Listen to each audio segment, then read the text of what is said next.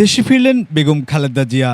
অভ্যর্থনা জানাতে নেতাকর্মীদের ঢল। লন্ডনে উন্নত চিকিৎসা ও পরিবারের সান্নিধ্য ৪ মাস কাটিয়ে দেশে ফিরেছেন বিএনপি চেয়ারপারসন বেগম খালেদা জিয়া। আজ সকাল 10টা 40 মিনিটে খালেদা জিয়াকে বহনকারী কাতার রয়্যাল এয়ার অ্যাম্বুলেন্স রাজধানীর হযরত শাহজালাল আন্তর্জাতিক বিমানবন্দরে অবতরণ করে। পরে বিএনপি চেয়ারপারসনকে স্বাগত জানান দলটির মহাসচিব মির্জা ফখরুল ইসলাম আলমগীর সহ সিনিয়র নেতারা। এদিকে খালেদা জিয়াকে শুভেচ্ছা জানাতে সকাল থেকেই বিমানবন্দর এলাকায় নেতাকর্মীদের নিয়ে উপস্থিত ছিলেন গাজীপুর মহানগর কর্মজীবী দলের সহসভাপতি রাজু আহমেদ শাহিন। বেগম খালেদা জিয়া কিছুটা সুস্থ হয়ে দেশে ফেরায় স্বস্তিতে নিঃশ্বাস ফেলছেন তিনি। দেশে ফিরে আবারও বিএনপির নেতৃত্ব ও গণতন্ত্র ফিরিয়ে আনতে ভূমিকা রাখবেন এমনটাই প্রত্যাশা করেন। এ সময় রাজু আহমেদ শাহিন বলেন, গাজীপুর মহানগর জাতীয়বাদী কর্মজীবী দলের পক্ষ থেকে